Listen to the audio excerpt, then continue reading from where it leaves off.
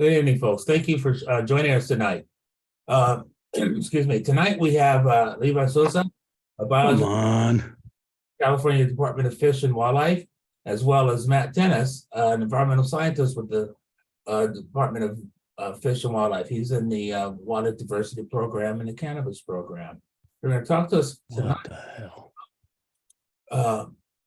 Tracking movements of wildlife using the MODIS system. We're going to let them explain a little bit more about their roles and also about what MODIS is, because I looked at it a little bit, and if I tried to explain it to you, it would just probably be a whole mix of misinformation. So I will just turn it over to, and as Ann said, the talk will be in about 3 sections, and we will have questions after each section so that the material is fresh in your minds.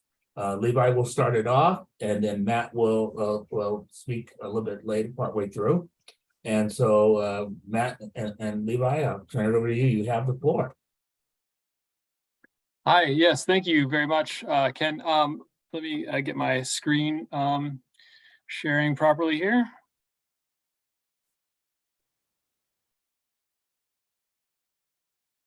Okay, does everything look okay? Yeah, it looks great. Okay, perfect. Okay, so okay, so I wanted to, thank all of you and let you know that I really appreciate the opportunity to present on a topic that showcases some of the great work we've got going at the Department of Fish and Wildlife.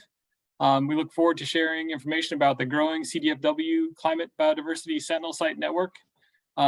As Ken was saying, my name is Levi Souza. I'm a biologist with the department, and I'm an occasional volunteer for the Bobcat Ranch phenology surveys. I really enjoy doing that. And joining me to help present this information today is Matt Tennis. He's also a biologist with the department. Both Matt and I are cannabis funded, but we work within the wildlife branch, but within different programs within the wildlife branch. At the outset, we want to acknowledge and appreciate the support of the Science Institute and the LANDS program, which is headed up by Christina Sloop and Michelle Selman, respectively. Their foresight and vision has been critical in getting this project moving, and they've made one-time and ongoing funding available to jumpstart and maintain this effort. So I just want to acknowledge that right at the outset. Okay, so this is a bit of an outline of our talk tonight. So this, as we said, sort of 3 sections. The first is an overview of Sentinel Sites, what they are, and what they're composed of, and what the department's trying to do with them. And then there's going to be an acoustic monitoring. So Matt's going to dive into sort of one part of the Sentinel Sites where there's explain it kind of a complicated but very interesting way we're monitoring wildlife, specifically focused mostly on birds, but other creatures too. And then I'll take it back over and I'll talk about MODIS. And so in that way, we're kind of get the flavor of sort of a lot of what's going on here at the department. Okay, so right, so the department's investing in this Sentinel Site work, and some themes that I think that you'll hopefully be noticing as this progresses is collaboration and leveraging networks and technology, and recognizes the shared need to understand impacts of climate change and realizes the benefit of collaboration and community in science and conservation.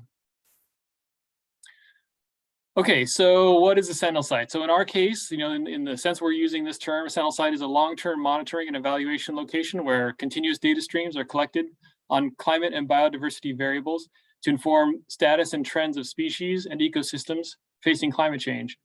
And in this context, our Sentinel Site network is a statewide multi-jurisdictional partnership and community practice to provide data for science-informed management. I also wanted to add here, you'll hear me use the term sensor throughout this talk. This, in this sense, can be any device or suite of devices that record environmental data. Okay, so these are some participating entities in the existing Sentinel Sites. Across a total of 86 locations, there are 139 weather stations, and I'll show you a map of those sites in a little bit.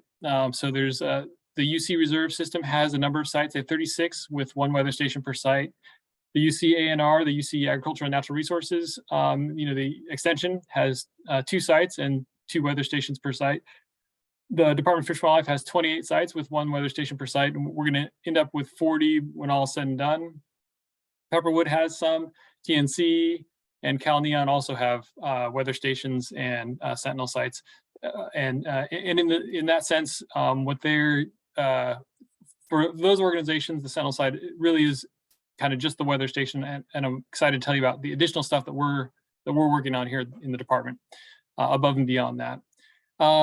So also, that it's not just those few that were on that previous slide. The network also contains a lot of roundtable members, Sentinel Site roundtable members, and we're joining a growing statewide effort. The abbreviation is CBN, but the California Biodiversity Network. And the vision is to create and maintain a lasting network of living laboratories throughout California. These entities are working together to build an overall community practice that meets regularly through the CBN Sentinel Site Roundtable. And so, you can see that CDFW is not going alone in this case. So why do we need this type of living laboratory network? What are the benefits? It's widely understood in the scientific community way, and probably beyond that, that a lack of long-term data sets really hampers our ability to answer climate change scale questions. Most studies happen over the course of a few years, think the PhD timescale, but climate change has a much different time horizon. In addition, data sets often become siloed or have unique protocols that make aggregation difficult. So the Sentinel Site vision aims to change this with long-term data streams collected using standard protocols and accessible in open repositories.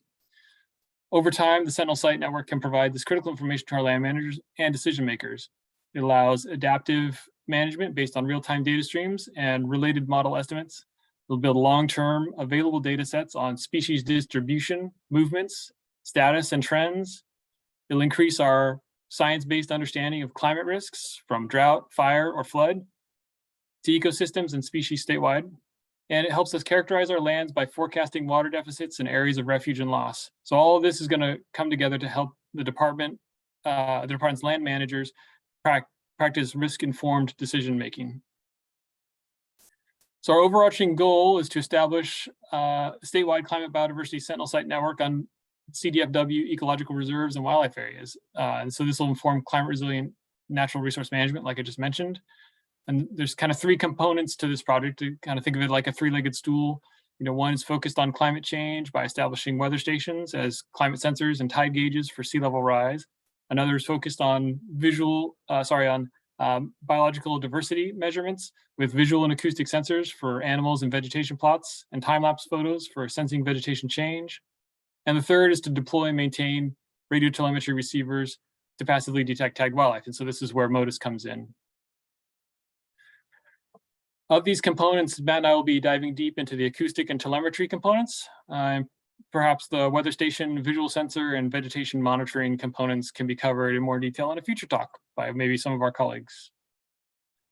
So first, I wanted to kind of go over the climate sensors. These consist of weather stations and tide gauges. The presence of a scientific grade weather station connected to the Dendra network is the cornerstone of a Sentinel site. As far as I understand it, all the partners who maintain a Sentinel site need to have a weather station at a minimum working. And so these are our scientific grade weather stations. There's 2 versions, Met Pro and Climate View. Most of what we have so far are Met Pro. All the stations measure and record a host of weather and climate related parameters. All the things that you'd expect: air temperature, precipitation, solar radiation, photosynthetically active solar radiation or PAR, relative humidity, soil moisture, temperature, barometric pressure, wind speed. And we also are considering adding a couple of additional sensors, leaf moisture sensors and air quality sensors. And so those will help us sort of manage drought and fire risk assessment. And then, I mentioned 2 tide gauges are going to be installed as part of a system to measure sea level rise in California's estuaries and along the coast. Okay, so 8 sites with existing weather stations have been installed previously. And then we have installed 11 weather stations and 1 tide gauge in the 21-22 year. We can kind of consider that to be cohort 1. In 2022 and 2023, we'll be adding another 11 weather stations into the network. And then in 2023-24, there will be 12 additional stations added. That's sort of considered to be cohort 3. And so that brings, I think, the total up to 42 Sentinel sites, and 2 being tide cages. Here's a screenshot from Dendra. So as I mentioned, Dendra is kind of the repository where all the climate data is going. It shows the CBN partner sites, and all the data on here are public. I encourage you to get on and take a look, and you can track the data yourself and take a look at all these sites and where they are. And in this view, it's a little hard to see; it's a little small, but the black markers in this view are CDFW Sentinel sites. Here's some photos of the weather stations that have been installed so far. As you can see, they're mostly that MetPro style. This is them in their natural habitat, so to speak. And this is the map, the visual footprint. We set out to capture a wide range of locations across the state, covering a number of different ecosystems and different climatic zones. And so this includes existing sites plus planned sites, of the 3 cohorts. So when we're citing these, we took into account the things I just mentioned, like ecosystem type and climate zone, but we also consider kind of pragmatic things like site security and access. And yeah, so I think that's all I wanted to say about this slide. Okay, so, data curation and management, it's a big deal here. Weather stations collect data every 10 minutes, so that's going to generate a lot of information. All network partners share the same climate data management platform, and that's this Dendra Science that's at UC Berkeley. And so, you'll see that as we talk more about this stuff throughout this talk, you'll see that our plan is to do kind of the same for the biodiversity data. Matt will be talking, or I'll talk a little bit about wildlife insights, which we're using for camera data. And then Matt will be talking about a wildlife sound hub for the acoustic data. And then we're using MODIS for telemetry. So you'll see we're trying to use standardized protocols and public repositories that make sharing and collaboration straightforward and easy. If you want to view real-time climate data streams, you can go ahead and, like I said, visit the Dendra website. As new stations come online, they'll show up here, and all this data is public. Okay, so that should give you a feel for the climate sensor component that's part of these Sentinel sites, and also the non-department Sentinel sites too. But now at CDFW Sentinel sites, we're adding biodiversity sensors and radio telemetry in addition to the climate sensor. And we feel like this is consistent with our wildlife-related public trust mandate. So now we're going to move on to the biodiversity components. So these consist of visual and acoustic sensors to monitor status and trends of wildlife populations.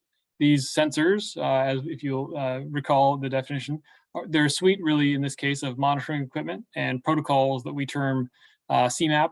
Another acronym for you, coming from government, we have to have lots of acronyms. The California Environmental Monitoring and Assessment Program. There will be permanent vegetation plots, fine-scale veg mapping to assess status change in vegetation communities and structure, which of course are ecosystem drivers and also clearly habitat for wildlife. At each Sentinel site, there'll be 4 biodiversity survey locations that fall within different habitat types there, where we'll employ the methods. And I think this presentation is probably going to be available later. If we can scan the QR code, it'll take you to a place where all these protocols can be reviewed if you're curious. So, one of the methods that'll be employed is a traditional camera trap, set on, about 2 feet high, 2 or 3 feet high. And that's for medium to large mammals. There's going to be drift fences combined with close focus, downward facing camera traps to survey small animals like reptiles and rodents. And, that's kind of new and interesting technology in and of itself. And then, of course, acoustic recorders, which are programmed to record vocalizations of bats and birds and other things too. And that's what Matt's going to get into a little bit later. So we'll kind of dive in a little bit deeper here on the drift fence short focus camera method. So we house the downward facing camera inside a plastic box, and I'll see if I can get my pointer going here. There we go. So this is plastic box right here. And then this is kind of the view inside the plastic box. So it's in a plastic box that is lightweight and foldable and can fit into a hiking pack, so we can get them to these locations. And we started using, there's a new drift fence that's available that it's a very durable material, and it's designed with a strip of plastic across the top to prevent animals from climbing over, and a folded section along the bottom that can be nailed tightly to the ground to make it harder for animals to squeeze underneath. So, and also, we also include a ruler on the ground in the camera's field of view to assist in species identification, and that's, what's visible right here. And you can see, these photos kind of along the bottom are of animals that have been captured using this method, that we're able to, collect data on. It's an interesting approach. Okay, so while camera traps and acoustic recorders are amazing tools for surveying wildlife in a non-invasive way, and they're quick to deploy in the field, they do present some challenges in terms of post-field deployment. So data storage is hard because they generate a lot of data, and processing that data, it can be a challenge. And then, of course, sharing and coordination is always a challenge too. And so to address these challenges, so for the camera trap data, 2.5 years ago, the department formed a partnership with Wildlife Insights. So this is an online platform for storing and with the help of AI processing camera trap data. And we say partnership because the department was one of the first big test users of Wildlife Insights. And so, through regular working group meetings with the developers, we were able to provide input on how the platform could be more useful to management agencies. And so here again, I encourage folks to get in and visit this website themselves and explore and take a look at all the lovely photos of cool wildlife that are available there. Okay, so far we've collected over 36 million images on that have been put up on Wildlife Insights from close to 12,000 camera deployments and 46 projects. And all Sentinel Site camera data is saved and processed within Wildlife Insights. And one of the benefits of processing and storing data with Wildlife Insights is that it saves just a ton of staff time, because they have special, computer vision models that can automatically, sort of weed out photos that are either blank or of a piece of grass waving back and forth. And so, it really helps us to kind of weed through a lot of it. And in addition, there's a number of wildlife species that the program can recognize outright, which is very, very helpful. For the acoustic data, we're contracting for the development of something sort of comparable to Wildlife Insights, but it'll be for acoustic data, of course. We'll provide centralized storage, and we can, therefore, we'll be able to aggregate data across projects and start building kind of a repository of baseline information. And also, in addition, saving all these sound files will help us provide, they can act as museum specimens in the future. And there will be tools available for automatically identifying vocalizing bird species, as well as other vocalizing animals like frogs, insects, wolves, and humans. And this is the part that Matt's really going to dive into later. And so you'll know plenty about this by the end of this talk. The audio data run through BirdNet. It's a freely available tool by Cornell, and the results are subsetted to based on different thresholds that BirdNet provides. And then, we do actually have a human manually verify a subset of those computer-based identifications. And as I said, Matt will be getting into that more. To touch on the veg plots a little bit, this area is still a little bit under development. Vegetation field methods are likely to entail long-term plots at each of the biodiversity survey locations.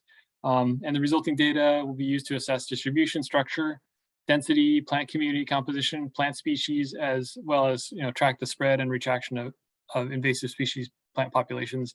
And we'll be employing, I think, maybe some time series photo cameras or something like that. We're still developing this section of the Sentinel sites. Okay, so now again, I'll turn briefly to the MODIS, to the automated telemetry portion of the Sentinel site. So this is increase our ability to monitor the phenology migration of mostly birds, but other species too. And when we get done with this overview, we'll switch over to Matt, and then I'll kind of get more deeply into this near the end. But I'll spend a few slides just touching on the main points. I'm sure most of you know, people have been putting radio tags on animals for over 50 years. And so sometimes I think, well, geez, what's there to get excited about here? But, we have to realize that in the past, when people put tags on animals, the researcher then had to bring a portable receiver into the field and try to detect the tagged animals. And this can be very resource intensive. It's very difficult for a lot of taxa, particularly migratory animals, migratory birds. The animal might have moved hundreds of miles since the last detection, and refinding it could be nearly impossible. So having a network of automated receivers over a wide geographic area means that detections are recorded all the time, day and night, even in remote areas. Any tag registered with the system can be detected by any receiver connected to the network. Most of the stations use the cell network to convey the detection data to the central MODIS system, which then makes that data available to the project, collaborators, and in many cases, the public.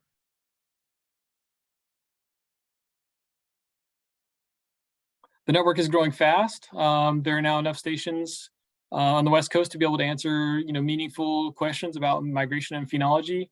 And so in this slide on the lower right, there's yellow dots on that map of California, and 9 of those yellow dots are stations that the department has put up using other funding sources outside of this Sentinel site work. So as part of their incorporation into the Sentinel site effort, we'll be adding an additional 40 stations, in conjunction with the Sentinel site establishment. And they'll be, whenever we can, we're going to try to co-locate them on properties that have a Sentinel site. It's not going to be possible in all cases, but in many cases, that's the way we'll handle it. And so in general, radio tags, they're small and relatively inexpensive. And so that means that there's less impact to individuals. Researchers can more easily get larger sample sizes and, therefore get better inference. And again, they're able to study, taxa that were previously pretty difficult to study. Okay, so the benefits of the Sentinel site network in a nutshell, it helps identify climate change effects on biodiversity at local, regional, and statewide scales, allow informed decisions regarding drought, wildfire, and other climate change effects. It'll help improve our land management by providing critical monitoring data to the adaptive management cycle, something that we're sorely missing. Provides an opportunity to educate the public visiting our lands about the department's approach to climate change. And I hope maintains the department's role as a leader in biodiversity conservation and climate resilience, while still kind of embracing a collaborative and inclusive approach to conservation. So some next steps for the Sentinel site network, we need to complete the climate sensor installations. We need to add the biodiversity sensors, install MODIS stations. We need to form a contract for ongoing annual calibration and maintenance for these climate sensors, for the weather stations. We need to continue contracting for wildlife insights and other partners to develop new data analysis platforms for the acoustic data. We need to hire data scientists so that the department can use these data streams for our specific information needs. And we also need to develop and implement public education components like signage, website, and other informational materials for the public to showcase the good work that we're doing. And we also need to host trainings, informational webinars on the network and associated platforms for our own staff and for external partners, as we continue to work with monitoring and research partners. Okay, so that kind of wraps it up. And so at this point, I would probably turn it over to Matt. So let me get myself arranged here. Okay, Levi, do we want questions? Is this section 1? Yep, this is sort of the end of section 1, so we can take questions on it. We have a question from Rose. She says, excuse me. Are CDFW and partners continuing to identify Sentinel sites, especially where habitat gaps occur? So I think our first round of Sentinel site establishment has been set, but I am hopeful that this program continues to expand.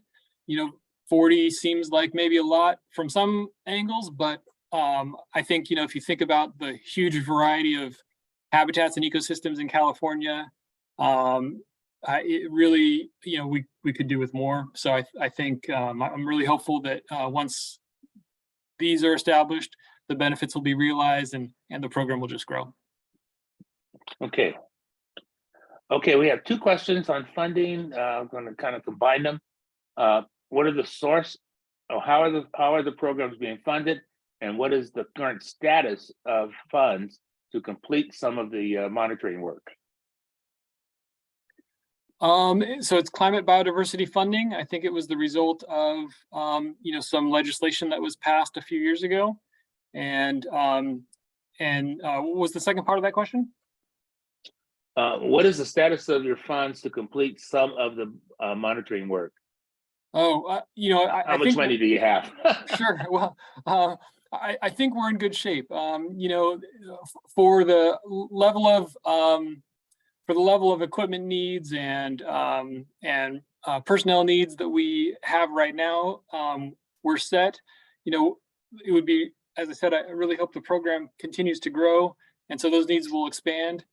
One thing the department always struggles with is staff, is additional personnel. I think those are the harder things to justify, especially, we call them PYs, which is, a position that's a new position in the department. Those are sort of hard to come by. And so, that's an area where we could use, I think once the program gets established and people recognize that it's not going to be a one and done thing, we'll be more likely to get additional PYs to help support this effort. Okay. Okay, that's it for the questions we have right now on section 1. Great. All right. Thank you.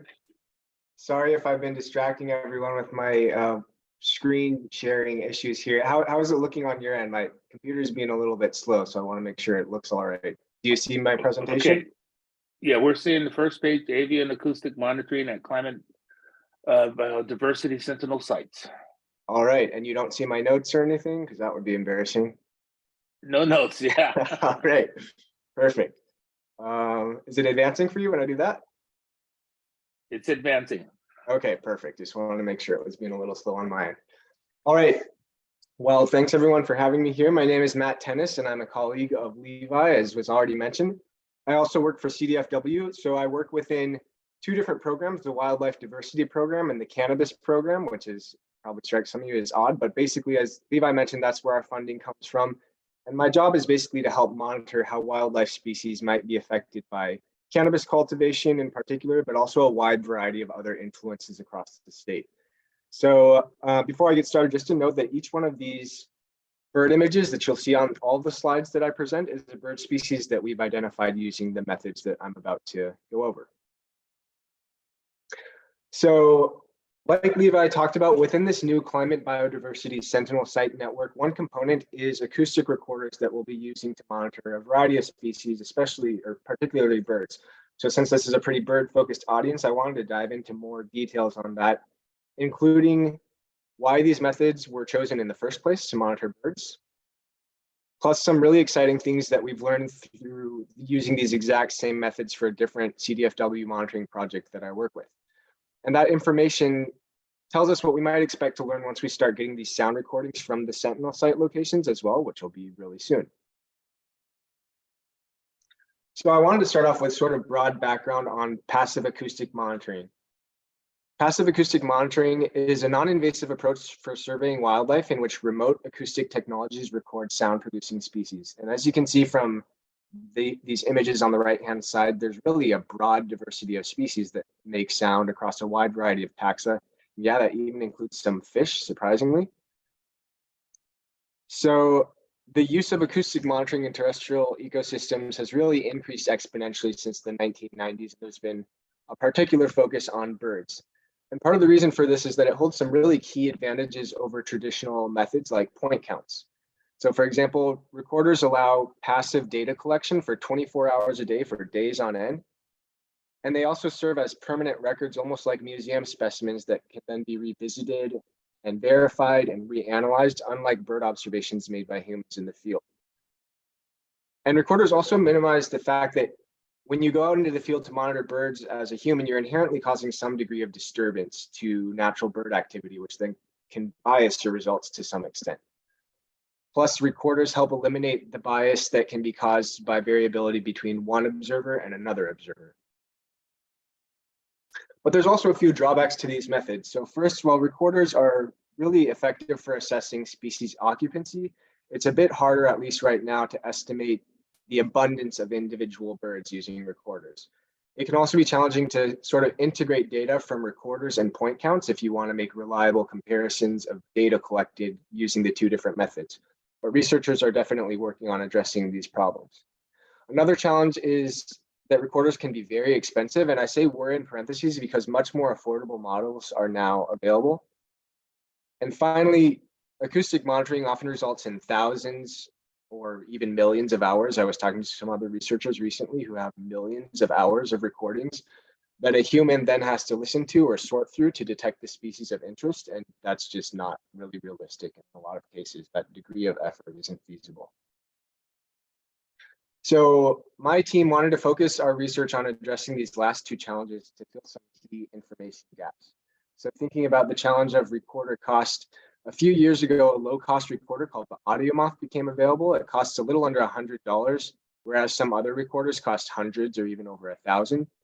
But we don't really know, or we didn't until recently, if these low-cost recorders perform well enough compared to the alternatives. So specifically, how does bird species detection compare among these different recorders? And also, how does bird detection from recorders compare to traditional survey techniques like point counts? And then looking at the challenge of processing thousands of hours of recordings, very recently, machine learning tools, which are basically like artificial intelligence or AI, are now available for identifying birds from recordings, but researchers really need to know if those tools actually identify birds well enough for us to use them. So to answer these questions, we conducted a pilot study in Monterey County in June of 2020, and this was within a larger pilot study for the California Environmental Monitoring and Assessment Framework, which is part of the CDFW Cannabis. And for the sake of time, I'm actually just going to skip most of our methods and jump right into results. So this table shows the average number of species identified using the 4 different recorder types and point counts. So the key takeaway for us was found in these highlighted rows. Looking at the left column, you can see that we were able to hear fairly comparable numbers of bird species using these 3 different recorders, despite the fact that the AudioMoth costs a lot less than those others. And in fact, the confidence intervals for these values overlapped. So we had a really small data set, but basically those differences didn't even turn out to be statistically significant in terms of numbers of species detected across those 3 different recorders. So knowing this about the relative performance of AudioMoths, we decided to use them as part of some larger scale work that we conducted in 2021 and 2022. We deployed AudioMoths at 172 locations across a wide variety of ecosystems in Northern California. So these ranged from coastal marshes to grasslands and farmlands in the Central Valley, all the way up to high elevation forests in the Sierras. And then at each location, we recorded from 8 p.m. to 9 a.m. for 7 consecutive days during the peak of avian vocal activity during breeding season. Then we processed these recordings. We ended up with over 14,000 hours of recordings in total by running them through BirdNet, which Levi discussed a little bit before.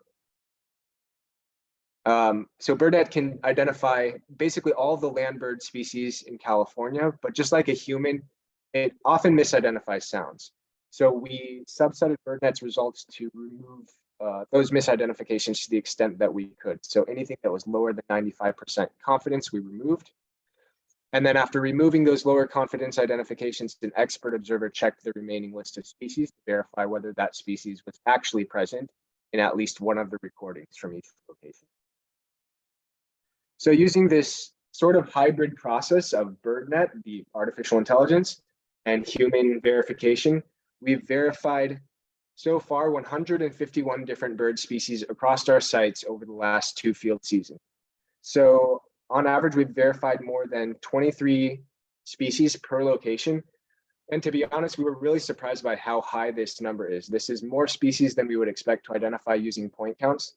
And in fact, in that earlier pilot study I mentioned, we did find that using AudioMoss and BirdNet together led to a higher number of species detected at each location than point counts that were done in the same study area in similar habitats. And we suspect this is mostly because the recorders just have this huge advantage of being able to basically listen for birds for hours on end versus a point count, which usually lasts anywhere from say 3 to 15 minutes just because of logistical constraints. And the range and the number of species we detected per location, it was 3 on the low end. We had some really loud sites on a wind farm where there weren't many bird species. So that was the lowest number of species we detected. On the high end, we got 44 species at one location. So this number also is just really mind-blowing to me.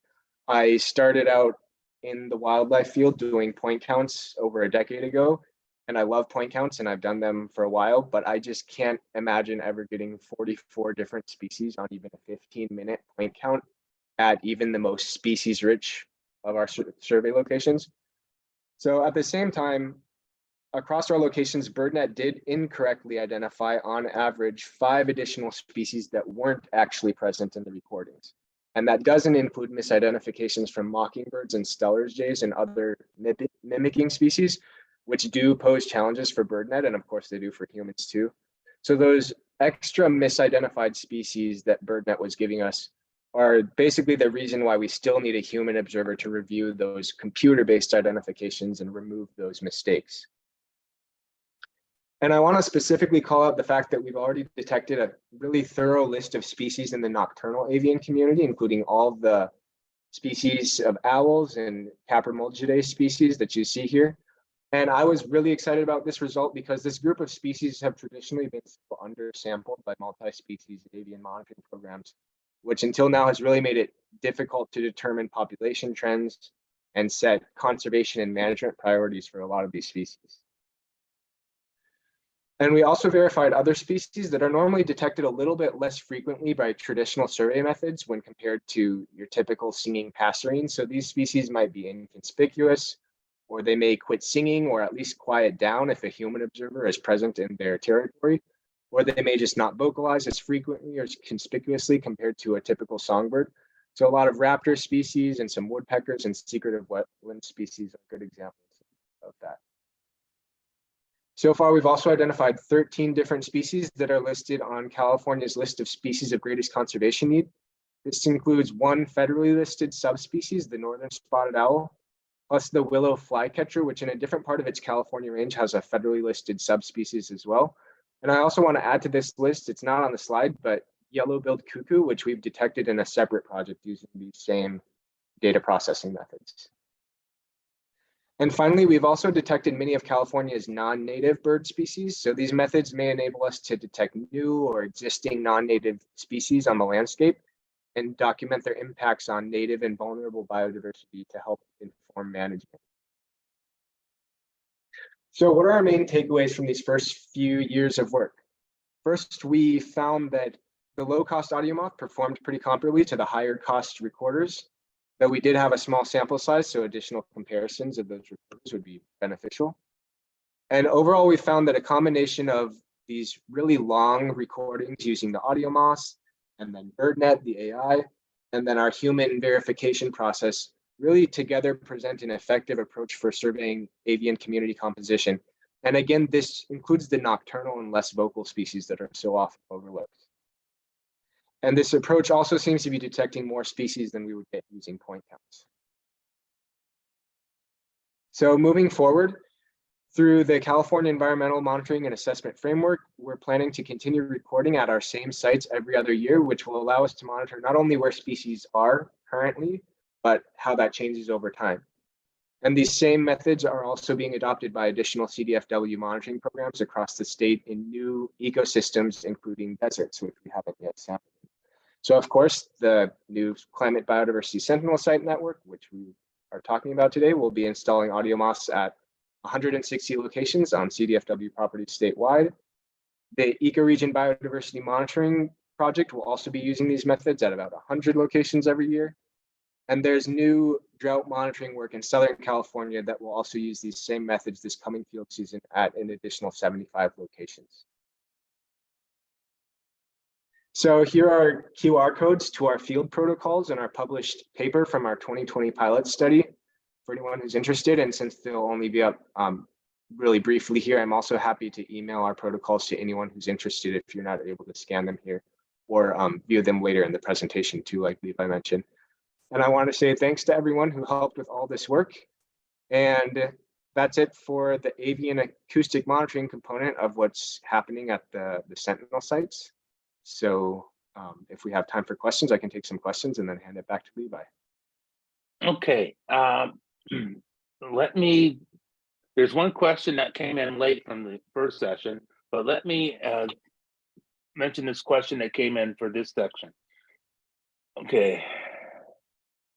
How many, I guess this is recording devices, how many are being used in wind farms areas to see changes of wildlife use?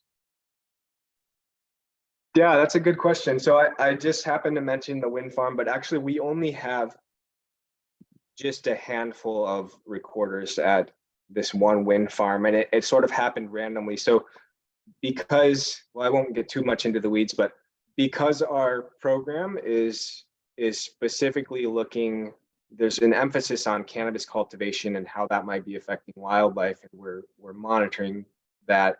A lot of our locations are located in areas where there's more cannabis, but then we have sort of control sites that are away from those areas.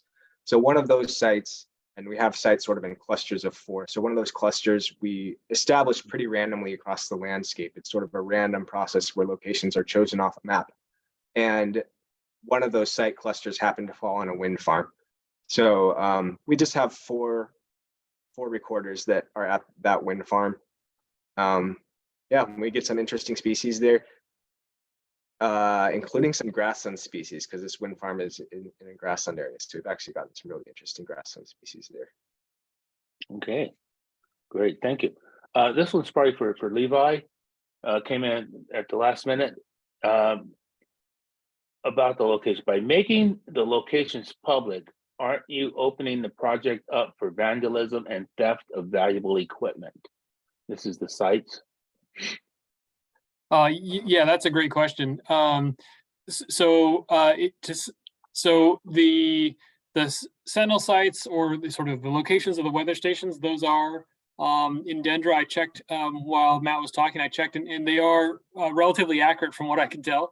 So I suppose there's a risk there. We did, we mentioned access and security as a site consideration. So if you get in there and look, you'll see a lot of those are like right next to department facilities and staff headquarters, staff quarters. So we hope that the risk is pretty low from that perspective. Now the MODA stations, which I'll be talking about here in a second, those those are often, the locations of those are driven by geography and topography and such. And so we're not always locating those like within secure areas.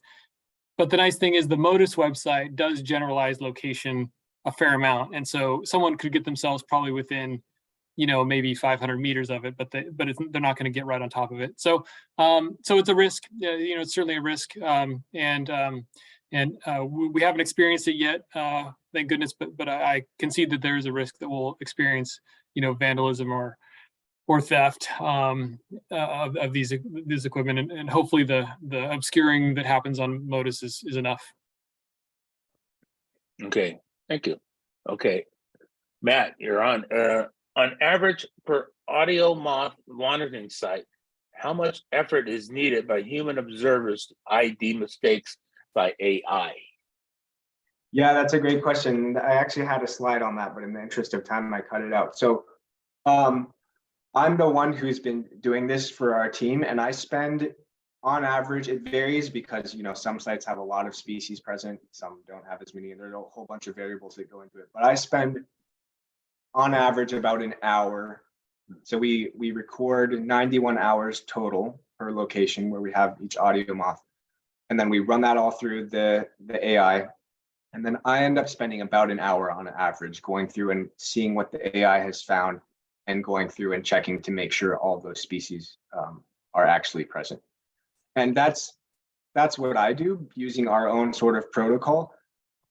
There are, I mean, this is all sort of new, but there are other researchers using these same methods and sort of approaching it slightly differently. So we just recently spoke with some researchers at Cornell University who were involved in the development of the AI, and they are using an approach where it's even more automated. So they're sort of trusting the AI. I think that might be an oversimplification, but they're trusting it a little bit more than we do.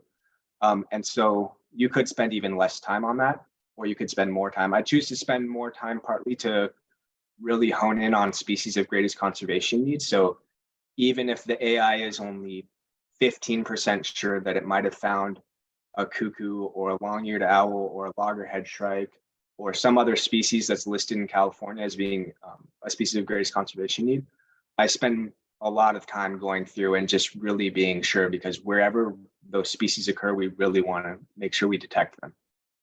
So that's my process. Ends up taking about an hour, but that could vary depending on how much effort people want to put in. So I would take it that the recording has I don't know, a time stop or some. How do you go back through the recordings and find the ones you want to check on? Yeah, listen to the whole thing. No, fortunately, that would take a lot of time. So the AI, when it runs through the recording, it tells you the bird species it thinks that it found, and it also provides for us the time that it heard it. So it's based on a 3-second chunk. So it gives me the spreadsheet, and it'll say, we found olive-sided flycatcher at 3 hours, 20 minutes, and 58 seconds.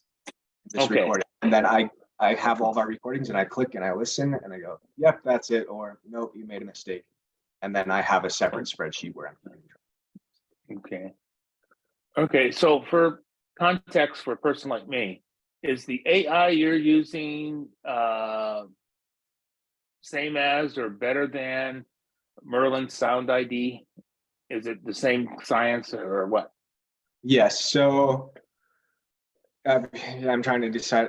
I don't want to say it with too much certainty, but it's being developed by the same people. I'm almost positive BirdNet. So BirdNet is also in an app form, and it's the same exact software. We're just using it in basically like a desktop version. Okay. So, and it's developed by Cornell, and Merlin is Cornell, right? Yeah. So I haven't. Yeah. So then, I'm almost 100% sure that BirdNet software is what's being used in Merlin to ID birds. So yeah, same Okay. concept. Hey, thank you. Yeah. Thank you. All right, Levi. Okay. You're on. Yes. Let's see once again here if I can manage the technology. Okay, Alrighty. does this look okay? Yes. Okay, great. Just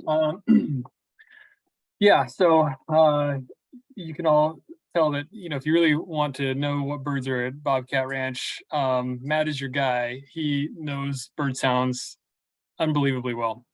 Okay, so now we're going to dive a little more deeply into the MODIS component of the Sentinel site effort. And so, this, I suppose we should call these subsections. This is what I'm going to be talking about over the next few slides here. I'm going to introduce MODIS kind of again and go a little more deeply. We'll talk about the geographic distribution of stations, the network growth in the state, why I think it's great. We're going to dive into some nerdy details and then take a look at some real data. Okay. Yeah, right. Lots of stuff to get into, so I'm just going to dive right in. Okay, so the first thing people are usually curious about when I'm talking to them about MODIS, and that I was confused about is the name. The word MODIS is Latin for movement, and when I first heard it, it was in conversation. I didn't see it in writing, and so I thought people were saying MODIS as in MODIS.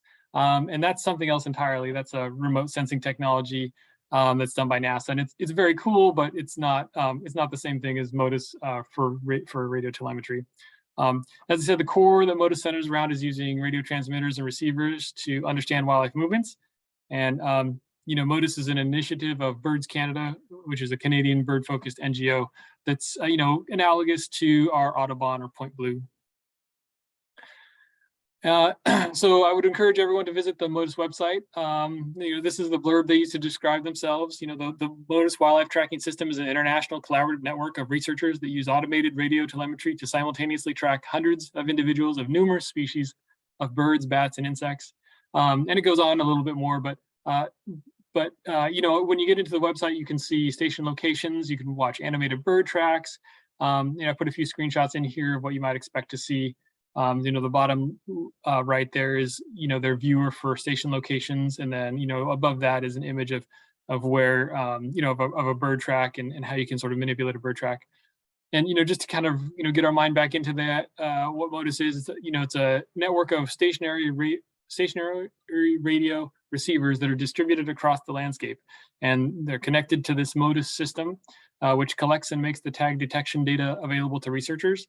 And any station can detect data from any compatible and registered tag. So the system works and works well because of collaboration, community, receivers that are sponsored by one group benefit all groups. And so it's in everyone's best interest to establish as many stations as they can. And this will ultimately provide the most detailed animal movement data. Okay, so we'll talk a little bit about distribution of stations. The network is worldwide. There we go. Took a second for the work. Worldwide, but it's patchily distributed. You can see, mostly clustered in North America. There's a few stations in Europe and South America, but mostly in North America. And then, if we zoom into the United States a little bit here, you can see more tightly clustered there on the East Coast, and still kind of rarefied there on the West Coast. But that said, so here's California. We do have enough stations up now, I think, that we can answer pressing, conservation related questions, even with the density that we have currently. And so a little bit more about network growth. I'm going to turn on my pointer again here if I can. Okay, yeah, so, 3 years ago, so you can barely see it, but there's, a station there near Bakersfield and a station here, kind of in the eastern Los Angeles area. And so those two were all that was there 3 years ago, but now in, March 2023, you can see there's quite a few. There's 39, I think I counted. And as I mentioned before, in the next 2 years, the department itself plans to double that number, let alone efforts that are underway by other groups. So other groups, USGS, BLM, US Forest Service, these are all interested in adopting this technology. USGS alone may add another 20 stations, kind of in that blank spot that's sort of between, Point Conception and Monterey. And then there's also a number of conservation NGOs that are adding stations, including local Audubon groups, just like yours. So here are some of the organizations that have stations up. The Nature Conservancy and Point Blue are big players. Audubon Canyon Ranch has a number of stations. Southern Sierra Research Station really was kind of the first, and still I think has a number, quite a few. I think that we're on par with them now at the department, but for a small NGO, they really have quite a few. And then in terms of local Audubon groups, so far Richardson's Bay Audubon has a station up, and as Pasadena Audubon as well. So, why is MODIS great? Why do I get so excited about MODIS? There's a lot of reasons, and you're going to hear them all. The big resource drain for tracking studies is personnel costs associated with radio telemetry, and I touched on this before. Having somebody out there with the Yagi, listening for the tags, it takes up a lot of time, and people cost money to have in the field. Now, I'm sure you guys realize that there's GPS and other technologies that can make those costs less. People can track the location of an elk on their computer, but it's important to keep in mind that these GPS technologies, they are not really suitable for small animals. The tags are really big because they have to have big batteries, and they're really expensive. And so that really leaves a niche for MODIS for small-bodied, highly mobile species. Okay, so automated tracking, it really helps make this system great. The stations are networked, as I mentioned, so any properly configured station can receive signals from any registered tag. And this makes your effective network huge, because as long as your partners in your region are putting up stations, you're going to be able to take advantage of them. And so it also fosters collaboration, which is a really, I think, beneficial part of this. Station components run between $5,000 and $8,000. So, that's not trivial, but it's also not exorbitant, and it's within reach of most organizations. And on the researcher side of things, the radio tags, they run about $200 each, and they're small. And so unlike GPS, which can be, as I mentioned, pretty heavy and expensive, and they run, $1,000 to $2,000 each. And I think, probably about the smallest bird that could carry a GPS is, maybe a green-winged teal size. Okay, and so, in the interest of full disclosure, in terms of talking about cost, also there's certain costs associated with the data. So, the department uses CTT sensor stations to manage the data, and to get that, basically it's like a data on your cell phone plan. You have to get that data from the sensor station to the Modus network, and that costs $5 to $10 a month per station. And then also the Modus system itself costs, per project $1,500 a year plus $25 per registered tag. So, I guess I'm saying that because I feel like these amounts are not exorbitant, but they're worth mentioning. But this also presents opportunities for organizations and researchers to work together for shared benefits. So different organizations, they can work out situations where, let's say a researcher is underneath the product of an organization. And so, so the costs associated with the Modus sort of membership can be sort of divided up amongst many researchers. So, right, so, automated, the fact that it's automated and networked results in low personnel costs. The fact that the tags are cheap and the stations are relatively cheap, the tags are small, means that we can have larger sample sizes and reduced animal impacts. And all this kind of comes together to help us better understand how to conserve bird populations. There's also some interesting partnerships that are happening with some groups where a particular researcher in North America might be interested in a particular bird that winters in South America or Central America. And so they'll purchase tags for their partners in Central and South America who have access to those birds maybe on the wintering grounds. And so in that way, sort of, it's a partnership that allows, the researcher in North America or the United States to benefit from, having essentially sort of a help down in wintering grounds. So, collaborations, builds community, gets us closer to the goal of conserving bird populations. Okay, so yeah, collaboration, again, it's the name of the game here. So we benefit the most when we work with partners. Investments individual projects make and the system benefit the whole community. And so, this is directly from the Modus website, but there's 34 countries with Modus receivers. There's nearly 1,500 receivers up. There's 314 species tagged, nearly 40,000 animals tagged. So there's really a lot going on here and a lot to unpack. As I mentioned, tags are small and therefore suitable for a wide variety of taxa, from raptors to shorebirds to bats, even down to insects and including dragonflies and butterflies. Nodes can be added in an array near a station, which permits the tracking of fine-scale movement of terrestrial animals. And this includes like turtles and rodents. And these node networks can also show us some amazing things about bird biology too, which I'll get to right here. So on the left, this is data from the University of Montana that they did at MPG Ranch. Each dot in that image on the left is a detection of a single individual of a cowbird during the breeding season. And so you can see how data like this can be used to understand habitat use and resource selection at a very fine scale. And then, so that's at the very local scale. And then, moving over to the right there, all the way to the continental scale, this is tracks of mostly dunlin from the CDFW TNC Point Blue Drought Absorber project. And so you can see how this information would help us understand, critical refueling areas, times of arrival and departure, really get at the phenology of these species that have such broad migratory patterns. So yeah, so you can see the scalability here is amazing. And I also kind of touch on what I said before. We can, for some species, get this information from GPS tags, but they're big and heavy and expensive, and so they're not suitable for all species. Okay, so let's get nerdy. So I hope I've convinced you the power of this network and the amazing possibilities it presents, but I kind of want to get into the details. So when I talk to scientists about this, one of the first questions I usually get is, what is the detection distance? They want to know how far out these stations are sort of listening. And so the image that I have there on the right, shows estimated detection ranges. Now this is probably under optimal conditions, and this is for our Eden Landing station. And so we try to be strategic in how we orient the antennas so that we have the greatest chance of detecting tagged birds.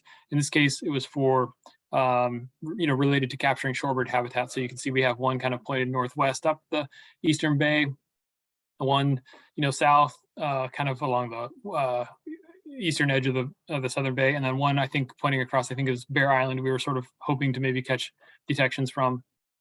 Detection distance is impacted by geography, weather, human infrastructure. We've learned that solar panels, solar stations provide a lot of interference, high tension power lines, that kind of thing.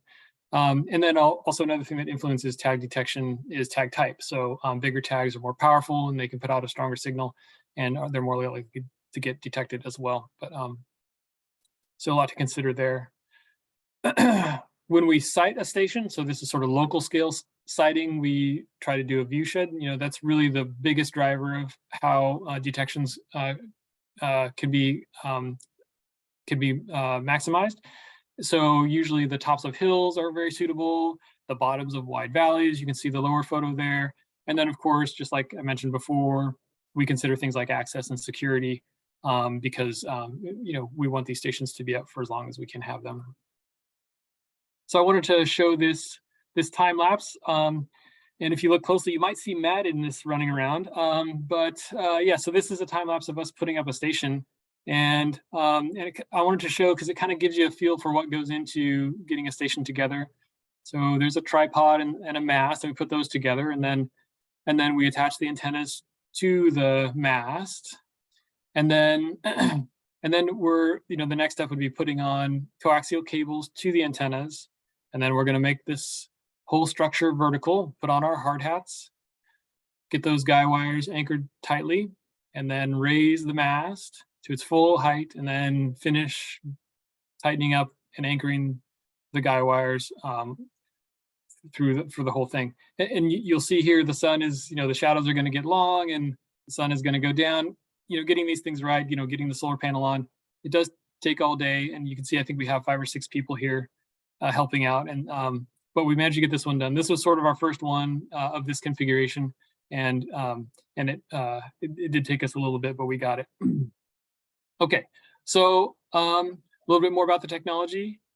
Mini MODA stations are what we term dual mode, which means they have antennas for both the 166.38 megahertz frequency and the 434 megahertz frequency. So 166 is considered to be VHF and 434 UHF.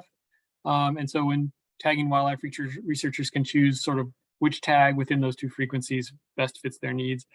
And the photo on the right there, the smaller antenna on top is the 434, and the larger antenna circle on the bottom is the 166, and these are directional Yagis. So another difference between these two is that the 166 is it's traditional technology and uses an analog signal, and the 434 is more modern, it uses a digital signal. So other differences, the one right now, low tech in the 166 megahertz band is making the smallest tags available. But we also switch over to 434 often because it also has very clean signal acquisition. And so it's nice to have both those options available to us. So MODA stations, what do they look like? There's no kind of one setup, although many of them are the pop towers, kind of that you're seeing upper right there. The other photo is the front photo is the station at Grizzly Island Wildlife Area. We attached it to existing infrastructure. You use what's available. They're composed of several systems: a support structure, a power supply system, and the antenna array. And then there's a simple computer that runs cellular and GPS radios. Okay, diving a little deeper into each of those systems. So the support structure is a mast that's either attached to a building or a guide tripod. And that's what this photo is a guide tripod. I'll get my pointer started here. So there's a tripod here at the base of this mast. This is kind of a closer up look at that tripod. The power supply system is either a solar panel connected to a battery. So this one here is a solar panel, and then there's a deep cycle marine battery here. But they can also be, if they're attached to existing infrastructure, you can use existing AC current to power them. The power draw is very low. In terms of antennas, there's usually between 1 and 4 antennas of each of those frequencies I was just mentioning, or you can also use omnidirectional antennas in each of those frequencies. Coaxial cable that transmits the signal from the antenna to the sensor station, and then the sensor station is protected by grounded lightning arresters, which are these chrome things here on the that are attached to the coaxial cable. And then finally, the sensor station itself. It's basically a simple computer that manages the radios and transmitters. The radios are for receiving tag and GPS signals, and for sending and receiving cellular and satellite signals. So what you don't see here is in this photo here is something called a software-defined radio. And that's needed to translate the analog 166 signal into a digital form that the station can ingest. And I've had a real headache trying to get those. They're made kind of by one supplier that's not within the United States, and so so we have very strict procurement rules, and it's been a real challenge getting them. But I think I'm just on the verge of obtaining what I need in that realm. And so hopefully we'll start listening to that 166 signal, because right now a lot of our stations are not. Right, so the sensor station is connected to the internet and the MODIS network, either through Wi-Fi, if it's near that kind of, if it's near a building that has Wi-Fi, or it can be a hardwired network cable, or the cellular network, or some of the newer ones actually have the Iridium satellite network. And so when and also, if you either don't want to pay for connectivity, or it's not available for some reason, then the data can be stored on board and manually transferred to the sensor station, periodically. This down here is a Raspberry Pi sensor gnome. So that's another method of another type of sort of computer that can run these stations. They also work, and a lot of stations have them. We opted to go with a little bit more plug and play sensor station, which you see up here, made by Celltrack Tech. And I'm kind of glad we did. I've helped with a few installations of these, and it takes a little bit of debugging to get them to work properly. And so it's been nice to have the plug and play benefits of the sensor station. Okay, so a little bit of a timeline. In 2020, the cannabis program decided to invest in MODIS as a way to meet obligations set forth in SB 94. I mean, I should mention, I am also sort of matrix managed. I'm funded by cannabis and work in the lands program in the wildlife branch. And so that's kind of how I got involved in the first place. Anyway, so the obligations under SB 94 to understand watershed scale significant adverse impacts of cannabis cultivation, both legal and illegal, to California's environment and wildlife. And so that's kind of how we got into this. And then last year, the Department's Science Institute, they finalized ideas for what the Sentinel sites should look like. And it was decided that MODIS would be a really valuable addition, and is very much consistent with the goals of setting up select CDFW lands as living laboratories. So the task ahead of us is to assemble and install MODIS stations at those 40 Sentinel sites. And it's a big undertaking. Our plan is to use an internal team based out of Sacramento for sites in the northern part of the state. And then we're going to contract with the most MODIS savvy NGO, which is that Southern Sierra Research Station that I mentioned before, to work on sites in the southern part of the state. And so, needless to say, there's plenty of work to go around. Here's a list of the 10 stations that are on CDFW lands. A lot of these places I would imagine look familiar and have been places where you all have birded. And a number of these sites are also Sentinel sites. So these ones that have the asterisk next to them have weather stations as well, and are going to be included in the Sentinel site network. Okay, let's come closer to home. So we have a station at the Yolo Bypass Wildlife Area. It's between the causeway and the railroad tracks. There are these large concrete structures that I think were for telecom maintenance at some point in history. And so this station, you can see we have two sort of arrays that are separated next to each other on one of these platforms, and then so there's two platforms next to each other. We put the third array on this platform a little bit further away, mainly because the big antennas, the 166 megahertz antennas, they're just too long, and they were going to interfere with each other if we put them all on one. So we ran the cable across between these two stations. I'm sure you can imagine why these need to be elevated, because sometimes the bypass has kind of a lot of water in it, and we didn't want our station to get wet. And so this gave us the elevation we needed to both get good detections and get out of the way of the floodway, but still be kind of in the middle of the bypass. TNC also has the other close stations to us. There's a station at Conway Ranch, there's a station at Montana Farms, and there's a station at Cosumnes River Preserve. So some of the places that we have nearby stations are there. Okay, so still with Yolo Bypass Wildlife Area, we're going to talk about some real data. This is a representation of tags that have been detected at the Yolo MODIS station. Each row and color here, so you can see there's colors repeated along the rows. So each row or color is a different individual, and each column, the vertical lines, is a different day. And so you can see the detection of birds through time on this graphic. And at this station, we've detected a total of 43 separate individuals across 3 species. But we've also had some very interesting, so mostly Yolo is about the shorebirds, Dunlin and Dowitcher, but at other stations we've detected white-throated sparrows that were tagged in Canada and western meadowlarks that were tagged in Montana. It's been very interesting, and it's a lot of fun to open the website in the morning and kind of see what new stuff has been detected. Okay, a little bit more about this. This is going to be, I'll show you an animated track. This is directly from the MODIS website, so you guys can get on there and see something, the same or maybe even very similar. I'm not sure what's publicly available. I should point out, kind of in reference to that question that came up earlier, the default for the data is for it to be publicly available. But if there's concerns about a species because it's sensitive for any reason, then we have the option to not make the data available. And so, but I think this data is available if you wanted to check it out. This is just one of many project animations you can take a look at. And I'm showing it because it's sort of the largest study going on in California right now that's using MODIS tags. So I'm gonna get this thing started. Okay, so you can see the birds down there in the northern Central Valley. That's when they're getting tagged, and you can watch the date rolling by there in the showing category. And you can see they're moving up to Washington, heading up to the breeding grounds in Alaska.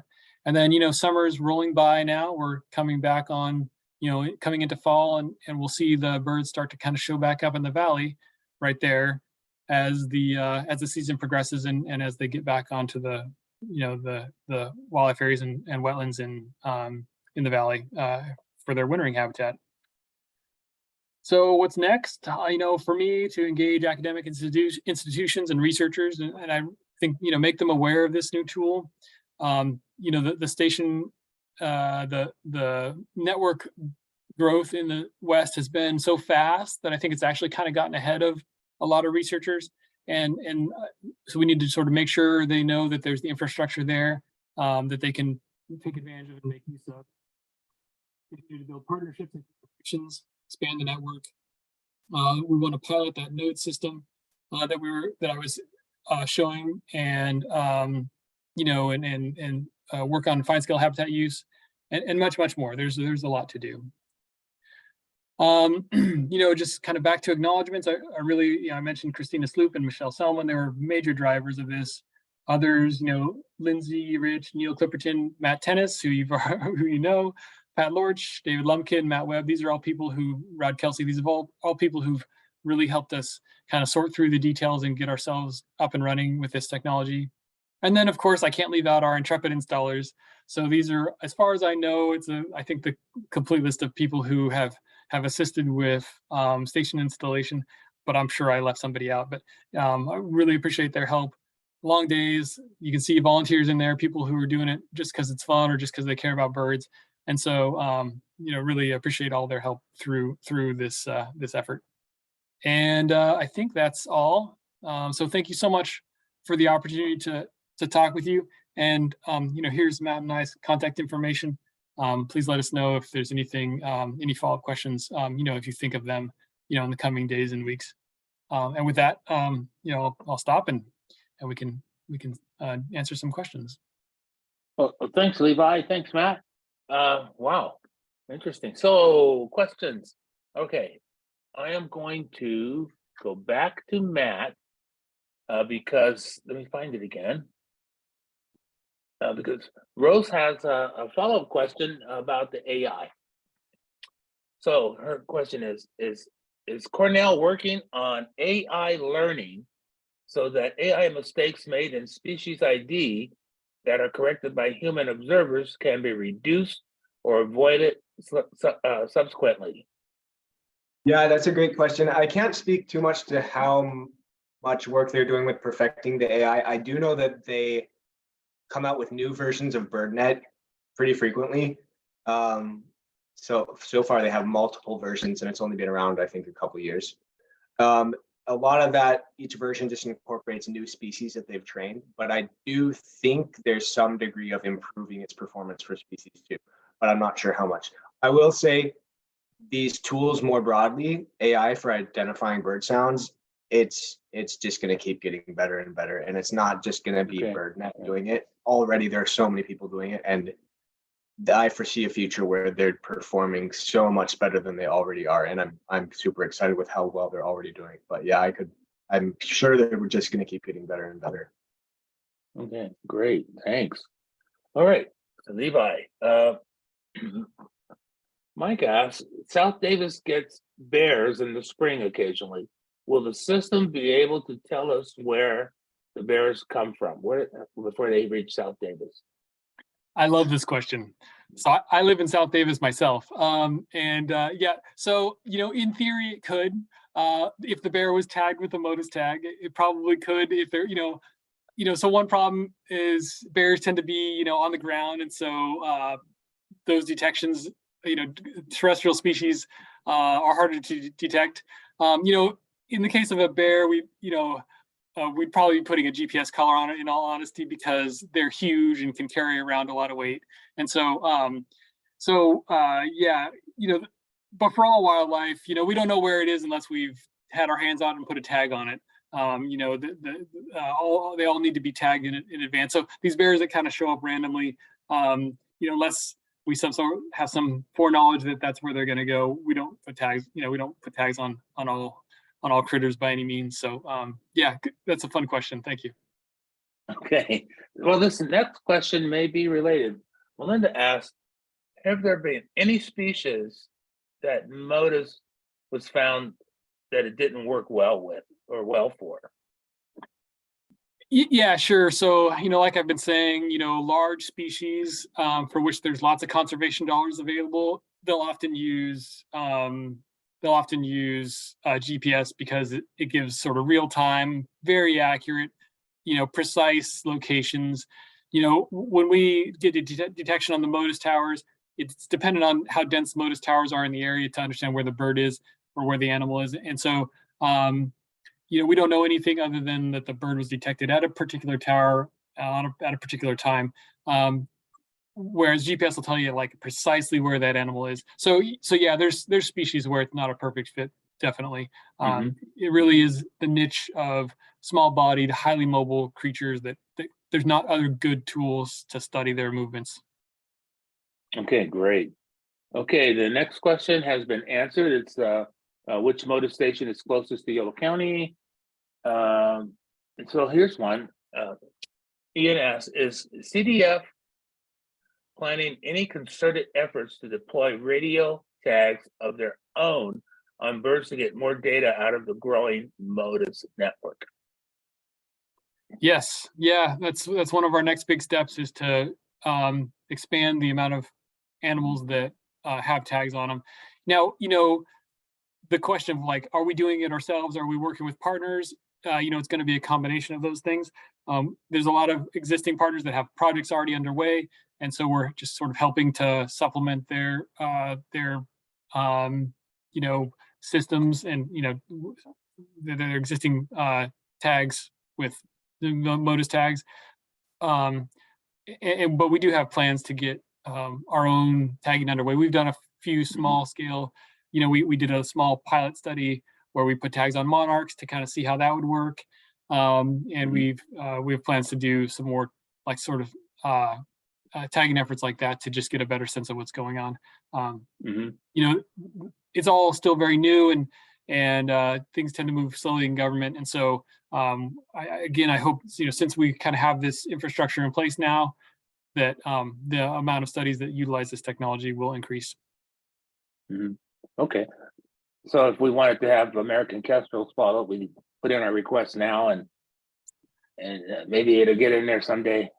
Yeah. So just today I was talking with people who work with the Golden Gate Raptor Observatory to potentially get some tags on kestrels. So yeah, it's coming.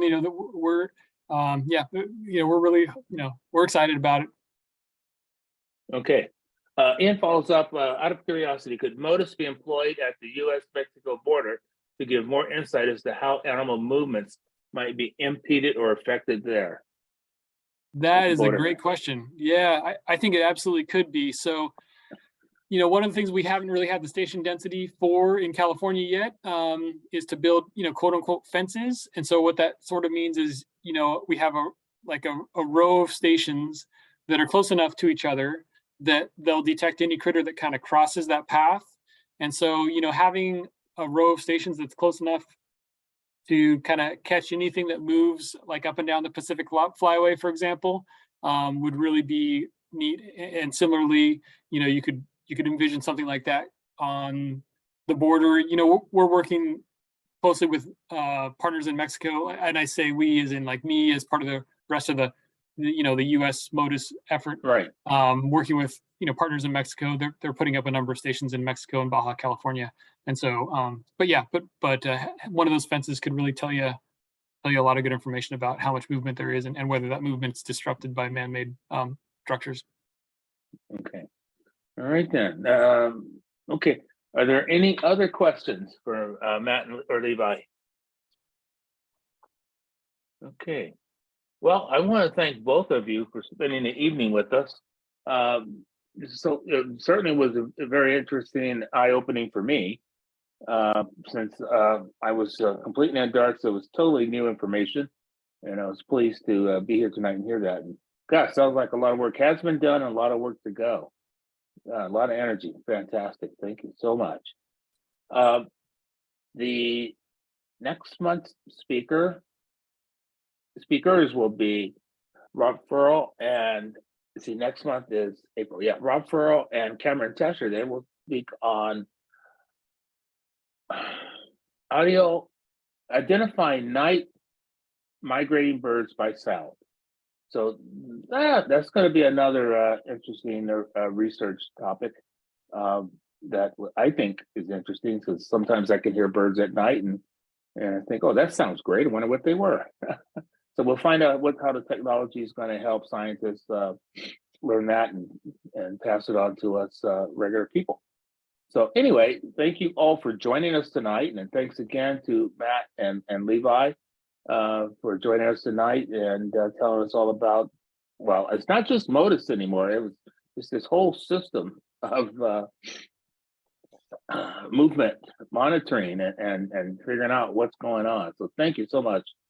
And we hope to see everyone else next month. Have a great rest of your evening. Oh, what's in the chat? Oh, just some thank yous, great programs. So thank you so much. All righty. Good night, folks. Thank you. Thanks. Good night. Thank you. Okay, that's done. And that's done.